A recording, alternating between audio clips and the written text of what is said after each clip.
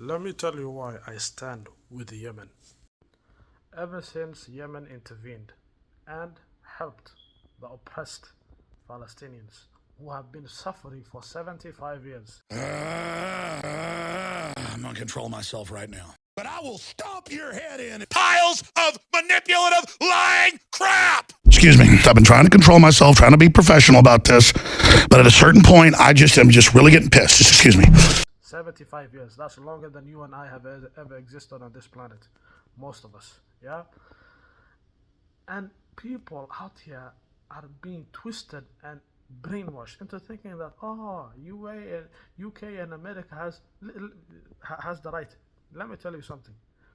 UK and America does not have any right to intervene, especially when they are supporting and occupying and evil, terroristic, and they have created it. Not to mention that when they're supporting this, they have no right. Yeah. First of all, it's the Gulf of Aden, not the Gulf of Florida, not the Gulf of New York, not the Gulf of Texas or California. It's none of it. That Gulf belongs to Yemen, and Yemenis can say or do whatever the heck they want. Imagine America decided one day, oh, no shipping vessel will pass by this Gulf right here, and it was their own Gulf. Not a single country would dare have any of their commercial vessels pass by that way. So why are people, listening to the lies and the bullshit of America, especially when you realize that Yemen, yeah, Yemen, in a span of 1 month or 2 months, yeah, not 1 year, has allowed 4,874 vessels to pass through the Red Sea, through the Suez Canal. They allowed it. They allowed ships to pass through their territory, Aden, Gulf of Aden. Because that's the thing. All of these Asian commercial goods cannot pass through, any other place other than they have to pass. It's a must. It's a must for them to pass through that Gulf. And Yemenis have never, ever, ever been what? Those who instigate terror, yeah, and piracy in that Red Sea. You understand? 4,000. That's big commercial shipping vessels with millions of products on board. So don't let the US and the UK bullshit you. Don't let these oppressors bullshit you. They are full of shit. Middle East has always been in peace. Yeah? It has always been in peace ever since the Ottoman Empire existed. And the downfall of the Ottoman Empire has been caused by these Freemasons. Yeah, the UK and the US, they have caused its downfall. And ever since its downfall, the Middle East has been nothing but in chaos. Yeah, they have totally ransacked every of their resources, yeah, all the way to Afghanistan. I don't even know why the heck they were in Afghanistan. Afghanis did not do the World Trade Center bombing. You guys know who did it, yeah? It's not Arabs, it's not Muslim, none of it. Even Khawarij, yeah, the terrorists, the ISIS group, all these guys, it was none of us, yeah? Yeah, it was none of these fools as well, these dogs of hellfire. Let's be clear. People need to stand with Yemen, yeah? Anybody who stands with the US is always and will always be in the wrong, yeah? History has time and time again taught us this. Whether it's a democratically elected president or a Republican president, both of them seem to be warmongers.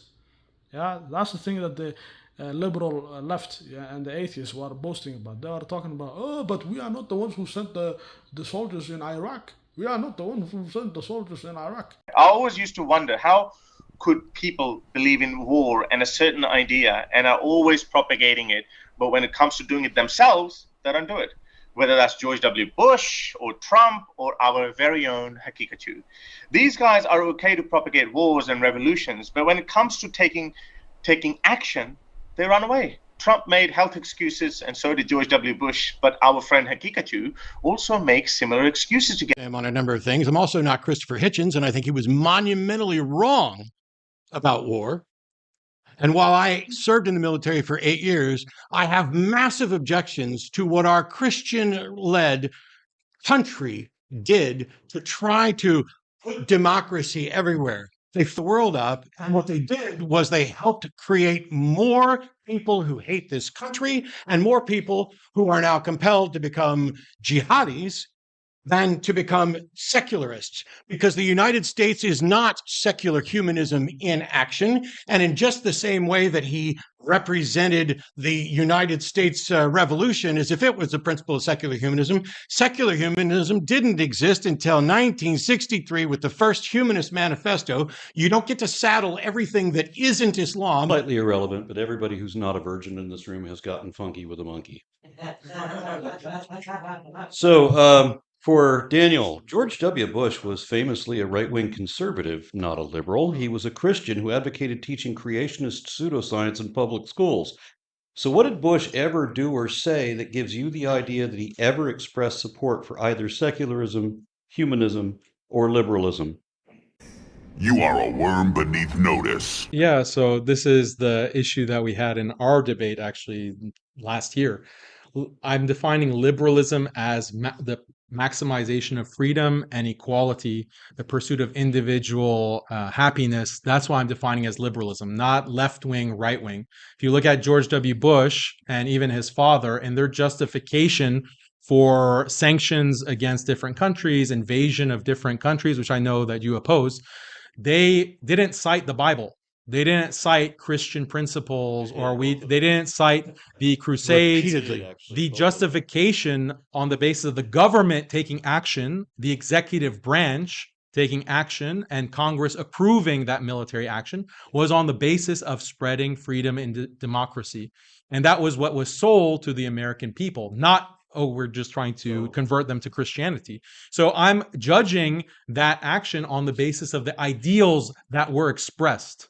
And that's why I'm saying that this is a perfect example of secular humanism leading to the deaths of millions, the displacement of tens of millions. And this is only the most recent example. History is littered with examples of these ideals, these values being explicitly cited by proponents of secular humanism for the purpose of war and invasion. That's the only way that liberal secularism has spread in history. It's only spread through violence and imposition and death and sanctions. That is the historical record. Well, who's doing the warmongering nonsense? Who's encouraging and instigating terror and shelling of innocents? Who? Is it the Conservative Party? That's the reason why I don't believe in election and I don't believe in voting. I've never voted and I never will. Yeah, because I know these leaders are people who are elected behind closed doors. They're elected for you. Yeah, you are just picking the same fruits.